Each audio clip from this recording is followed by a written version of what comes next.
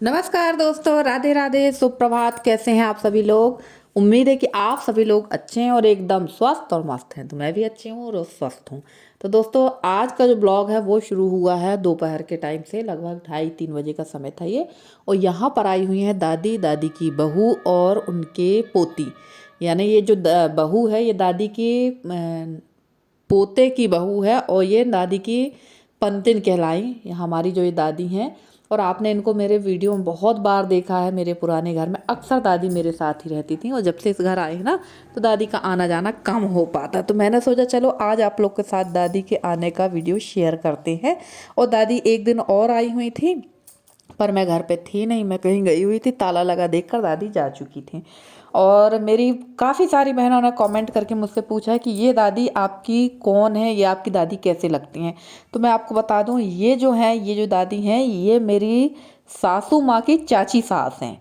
यानी हमारे जो दादा ससुर हैं ना उनके सबसे छोटे वाले भाई की मिसेस है। हमारे दादा ससुर लोग 5 भाई थे। तो बाकी तो कोई भी नहीं है, सिर्फ हम उनकी पीढ़ी में ये दादी बस हैं। और इसलिए हमारे इनको हम लोग दादी कहते हैं। वैसे दादी नहीं कहते, इनको हम लोग कहते हैं काकी।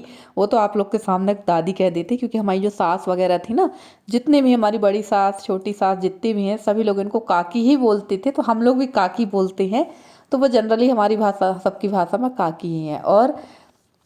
और ये जो दादी हैं ये हमेशा मेरे साथ जो भी काम करती थी, दादी मेरे साथ बहुत काम कराती थी, बहुत हेल्प कराती थी।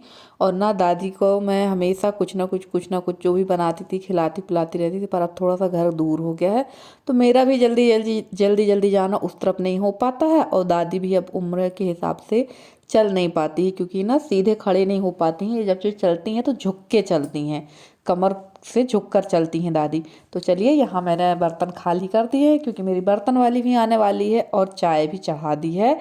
और दादी से मैंने बोला खाना खा लो, तो कहा नहीं मैं खाना नहीं खाऊंगी। और बहुत दिनों के बाद दादी का आना हुआ, मुझे बहुत अच्छा लगा। मैं तो दादी को बोल रही थी अब रुक जाओ यहीं 2-4 दिन, होली का त्यौहार यहीं कर लो। पर नहीं, दादी कहाँ रुकने वाली है। तो वैसे मेरे पास दादी बहुत रहती हैं, बहुत ज़्यादा रहती थी, पर अब नहीं रहती हूँ। मैंने कहा भी कि अब आप यहीं रुको 2-4-8 दिन, त्यौहार के बाद जाना। और देखो दादी और दादी की बहू बैठी हुई थी और मैं लग गई थी यहाँ कपड़े निकालने के लिए क्योंकि मशीन में ना कपड़े भी बहुत सारे लगे हुए थे धुलने के लिए। 3-4 दिन के कपड़े इकट्ठे ही पड़े थे। और मैं रोज़ रोज़ मशीन नहीं लगाती हूँ, मैं एक एक दिन के अंतर में मशीन लगाकर कपड़े धुलती हूँ। और कपड़े मशीन पर लगा तो दो, पर ये कपड़े बहुत ज़्यादा उथल पुथल उलझ जाते हैं, निकालने में बड़ी दिक्कत होती है कपड़ों को। तो वही मैं निकाल रही थी। उसके बाद मुझे एक बैच के कपड़े और इसमें ड्रायर करना पड़ेंगे और डाल देंगे ऊपर धूप में। हल्की ही धूप दिखाना है क्योंकि ना हवा बहुत ज़्यादा चलने लगी है और जो रस्सियाँ हम लोगों ने बांधी थी वो सारी रस्सियाँ टूट गई हैं। तो दिक्कत तो होगी अभी फ़िलहाल कपड़े सुखाने धरने सब चीज़ की। और इसके से ज़्यादा दिक्कत होने वाली है बारिश के समय में। बारिश के समय में कैसे कपड़े सुखाएंगे मुझे तो समझ भी नहीं आ रहा।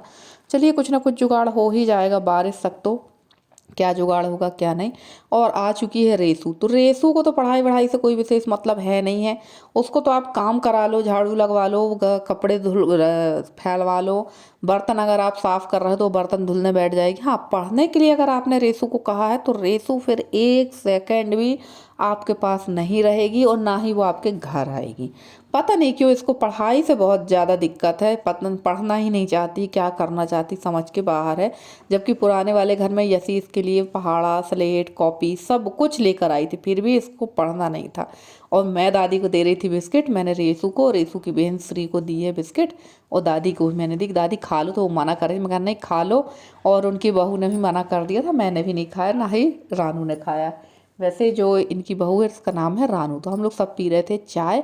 और बड़ा अच्छा लगता है जब कोई आ कर जाता है तो अच्छा लगता है कि चलो ये हमारे अपने हैं जो इतने इतना उससे आ जाते हैं। बस मैं ही नहीं निकल पाती हूँ घर से क्योंकि मेरे साथ जवाबदारी है इतनी ज़्यादा है कि मैं बता नहीं सकती हूँ। तो चलिए, दादी लोग जा चुकी थी। और जब मेरे पास कोई शाम टाइम बैठने आता है ना तो मेरे दिमाग में एक ही चीज़ चलती है कि यार मुझे गाय को चारा पानी करना है, गाय को चारा पानी करना है। क्योंकि आप देख रहे हैं ना ये जो 5 पशु हैं ये भी मेरे ऊपर ही डिपेंड है, ये काम मेरा ही है। दोनों टाइम गाय को लगाना, इनका सानी चारा पानी करना, ये सब कुछ काम मेरा। हस्बैंड जी को इनसे कोई लेना देना नहीं है। हाँ, अगर कोई घर पे आ जाएगा तो उसको दिखाने के लिए ये काम जरूर वो कर देंगे कि भाई मैं काम करता हूँ, बट वो ये सारे काम बिल्कुल भी नहीं करते हैं। हाँ, मैं नहीं हूँ तो बात अलग है, कैसे करते हैं क्या करते हैं मुझे नहीं पता है, पर अगर मैं घर पे हूँ तो वो किसी भी कीमत पे इनका काम नहीं करेंगे, चाहे कुछ भी हो जाए। तो चलिए, अभी तो फिलहाल शाम का समय है, वो तो अपने काम पे गए हुए हैं। और यहाँ पर मैं अब इनको दे देती हूँ चारा वगैरह। और ये जो बरसीम है ये आती है मेरी मम्मी के यहाँ से, हर रोज़ एक थैला या एक बोरी में कटी कटाई बरसीम मेरे यहाँ आती है, जो कि मैं अपने पशुओं को दे देती हूँ। और यहाँ पर इनका चारा पानी कर देंगे, उसके बाद आधा एक घंटा बाद लगाएंगे गाय, क्योंकि अभी गाय का बच्चा छोटा है, 15 दिन का ही है, तो गाय जल्दी ही लगा लेती हूँ। और दूसरा, मच्छर भी काफ़ी हो जाते हैं यहाँ पर। और आप लोग कहोगे कि यार धुआं कर देना चाहिए, तो धुआं करना सही है, बट एक साइड पर रखा हुआ भूसा, और अब गर्मी है, अगर थोड़ी सी भी चिंगारी अगर उड़ी ना तो आग लगने के चांसेस ज़्यादा है। तो चलिए, वहाँ का काम करने के बाद मैंने कंघी वगैरह कर ली थी, हाथ पैर धो लिया था, गाय लगा ली थी, और शाम की दिया बत्ती यशी कर लेती है। वैसे पूजा पाठ, शाम की दिया बत्ती, सारा काम यशी ही निपटा लेती है। अब मैं कर लूँगी बर्तन सेट और करूँगी खाने की तैयारी, क्योंकि ना खाने पे कुछ भी नहीं था, थोड़ा सा चावल बस था सुबह का, और कुछ भी नहीं बचा था, ना तो रोटी थी, ना दाल थी, ना ही सब्जी थी। और इस समय मैंने खाना जो है बहुत बहुत बहुत लिमिट बना रही हूँ, क्योंकि ना गर्मी का एहसास तो हो रहा है, और घर भी अब पक्का है, तो खाने ख़राब होने के तो ज़्यादा चांसेस रहेंगे। और ठीक भी है, सुबह का सुबह खाना ख़त्म हो जाए, शाम का शाम, अगर बनाना है तो झट से जल्दी से थोड़ा सा बना लेते हैं। और ये वीडियो उसी दिन का जिस दिन मैंने आलू साबुदाना के पापड़ बनाए थे, शाम टाइम की क्लिप है ये। और मैं इसको ना शेयर नहीं कर पाई, क्योंकि मेरा बिल्कुल भी मन नहीं होता इस चैनल पर ब्लॉग डालने का, सच बताऊं तो, क्योंकि रिस्पांस सही नहीं मिल रहा है, और दो दो चैनलों पर एक साथ काम करना भी थोड़ा सा मुश्किल होता है। तो यहाँ पर मैंने ये थोड़ा सा बचा कर रखा था, ये आलू वाला मसाला, तो मैं इसके बना रही हूँ बड़े, और देख रही थी कि ये प्रैक्टिकल जो है हमारा सही होता है या नहीं होता। तो इसके बड़े ना सच में बहुत अच्छे बने थे। और इस बड़े को बनाने में एक चीज़ बहुत अच्छी है, ये फटेगा नहीं, बिल्कुल भी फटेगा नहीं, क्योंकि अक्सर साबूदाना का बड़ा जो है फटने का चांस ज़्यादा रहते हैं, उसमें बहुत बुरी तरह से फटता है। तो ये बिल्कुल भी फटने वाला नहीं, और बहुत अच्छे कुरकुरे से बने थे। और आज मैं बना रही हूँ झोर। आप लोग कहोगे झोर क्या है, आप लोग इसको कहते हो टमाटर की मीठी चटनी। काफ़ी अब तो ये सॉस के रूप में मार्केट में आने लगा है, बट ये हमारे यहाँ जब हम लोग छोटे छोटे थे ना, तो हम लोग बहुत खाते थे। हमारी जब मम्मी जाती थी कहीं, जैसे शादी ब्याह में, तो हम लोग घर पे अगर दादी के साथ रह जाते थे, तो हमारी दादी से हम लोग कहते दादी झोर बनाओ और खाएंगे। तो इसमें मैंने डाला है प्याज, थोड़ा सा अदरक लहसुन का पेस्ट, हींग, राई, जीरा, और लगा दिया है सब चीज़ों का तड़का। अब ये थोड़ा सा प्याज गुलाबी हो जाएगी तो डालेंगे इसमें बेसिक मसाले जो हमारे पास रहते हैं, हल्दी, धनिया, मिर्च।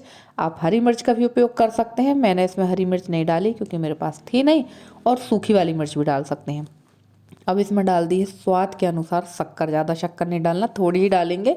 थोड़ा सा गरम मसाला, लाल नमक और सादा नमक। अब इसको पकने देंगे, और जब ये पक जाएगा तो इसको बहुत अच्छी तरह से मैश कर देंगे। और बस ये तैयार हो चुका है हमारा झोर। और झोर के साथ सबसे अच्छी लगती है पूड़ी, तो हमारे देहाती भाषा में झोर कहते हैं, और छत्तीसगढ़ में भी इसको इसी नाम से बुलाते हैं। वो सॉरी, बुलाते नहीं, बोलते हैं, क्योंकि छत्तीसगढ़ और एमपी पहले एक ही था। सन 2000 में तो 2000 या 2001 में शायद विभाजन हुआ है। तो बहुत सारी चीज़ें हम लोगों के यहाँ की लगभग लगभग एक सी ही हैं। और बस मंडला डिस्ट्रिक्ट जो है ये बॉर्डर में ही है, छत्तीसगढ़ के। मंडला हुआ, डिंडौरी हुआ, ये बॉर्डर में ही है। और पहले छत्तीसगढ़ में मंडला और डिंडौरी दोनों जाने वाले थे, पर पता नहीं क्यों, किस कारणवश नहीं गए, वरना हम लोग भी छत्तीसगढ़ के ही होते, छत्तीसगढ़ के वासी होते। बस थोड़ा सा हम लोगों की भाषा शैली अलग है। तो चलिए, यहाँ पर मैंने डाल दिया अच्छी तरह से, टमाटर को मैश कर दिया था, और डाल दिया इसमें 1 गिलास पानी। अब इसको पकने देंगे। और थोड़ा सा मैंने डाल दिया था इसमें गरम मसाला, सॉरी, जो मैंने भरमा मसाला बना के रखा है ना, मूंगफली और तेल का वो डाला है 1 चम्मच। और अब मैं खाना पीना हमारा हो चुका था, क्योंकि रोटियां मैं सेकती जाती हूँ, यशी के पापा को दे देते हैं। इन लोगों ने खाना खा लिया। अब कर लेंगे सारी रसोई की सफाई, क्योंकि जब सुबह सोकर उठो ना और साफ सुथरी जब रसोई दिखती है तो बड़ा मन प्रसन्न हो जाता है। और आज हस्बैंड जी को पता नहीं क्या हो गया है, बस वो सफाई देख रहे हैं, ये यहाँ साफ नहीं है, ये अच्छे से साफ नहीं किया है, लाओ मैं कर देता हूँ। और लास्ट टाइम पे ये हुआ कि मैंने जब यहाँ की सारी टाइल्स वाइल्स पोंछ ली थी, वैसे मुझे मुझे किसी दिन ना ये सारी टाइल्स अच्छे से धुलना है। तो अभी तो नहीं करूँगी, जब थोड़ा सा दिन और बड़े होंगे गर्मी में, यानी अप्रैल तक ही ये काम करूँगी, अभी नहीं करेंगे। अभी तो फिलहाल मैंने पोंछ के ही काम चला लिया है। तो हस्बैंड बार बार बोला था लाओ मैं कर देता हूँ, लाओ मैं कर देता हूँ। तो लास्ट में मैंने इन्हीं को कपड़ा दे दिया था कि भैया आप ही पोंछ दो, बस ये गैस साफ नहीं है, ये पाइप में ऐसा लगा हुआ है ऐसा। क्योंकि जब ये सफाई पे उतारू होते हैं ना तो बहुत ज़्यादा आपको परेशान कर देंगे। और यही हाल इनकी बिटिया का भी है। अगर ये दोनों बाप बेटी सफाई में उतारू हो जाए ना तो फिर तो भैया किसी की ताकत नहीं है कि इनके बीच में कोई बोल सके। तो चलिए यहाँ मैं सफाई कर रही हूँ, देखिएगा अभी फिर आएंगे। और फ्रेंड्स, आप लोगों को वीडियो कैसा लगा ज़रूर बताइएगा कमेंट करके। वीडियो अगर अच्छा लगा हो तो प्लीज़ लाइक कर दीजिएगा, और चैनल में अगर नए हैं तो मन पड़े तो सब्सक्राइब कर लीजिएगा, क्योंकि मेरा खुद मन नहीं हो रहा है इसमें काम करने का। मुझे अब अपने न्यू चैनल निधि की विलेज लाइफ स्टाइल में ही काम करने पे मज़ा आ रहा है। तो चलिए, यहाँ की साफ़ सफाई हो चुकी है और रात को बज गए थे 10। तो समय तो ऐसा ही भागता है, समय की कोई गारंटी नहीं रहती कि समय कितनी जल्दी कैसे निकल जाता है, हम लोग समझ ही नहीं पाते हैं। और यहाँ पर गिर गई थी चाय जो कि सूख गई है, तो इसको भी मैंने साफ़ कर दिया है। और खिड़कियाँ जो हैं वो बहुत दिनों से सोच रहे हैं कि यार इसको घिस के साफ़ कर ले, साफ़ कर ले, पर ये काम हो ही नहीं पा रहा है। इनमें पेंट वगैरह करवाना है, तो खुद से तो हो नहीं पाएगा, किसी लड़के को ही पकड़ के ये सारे काम शुरू करवाना। और आप देखिएगा फिर हस्बैंड आएंगे, वो बोलेंगे देखो यहाँ साफ़ नहीं किया तुमने, ये साफ़ नहीं किया है। उसके बाद मैंने ये सब छोड़ दिया था। मैंने कहा भैया जहाँ सफाई नहीं हुई है अब आप अच्छी तरह से साफ़ कर लो। और मैं जाकर बाहर बैठकर चलाने लगी थी मोबाइल, और उनको पकड़ा दी और वो करने लगे थे यहाँ की बची हुई सफाई, क्योंकि वो करने ही नहीं दे रहे थे। अब आप लोग कहोगे दीदी अभी आप थोड़ी देर पहले कह रहे थे कि वो काम नहीं करते हैं, तो ऐसा ही होता। मैं सोच रही थी कि थोड़ी सी मैं क्लिप बना के आप लोग के साथ शेयर करूं। वैसे तो सारा काम हो गया था, पूरी सफाई वगैरह हो गई थी, यहाँ पोछा ही लगाना था। और उसके बाद वो आ गए थे, तो उन्हें कहीं गंदगी लग रही थी तो वो साफ़ करने लगे थे। तो मूड की बात रहती है हस्बैंड के, क्या मूड कैसा हो जाए।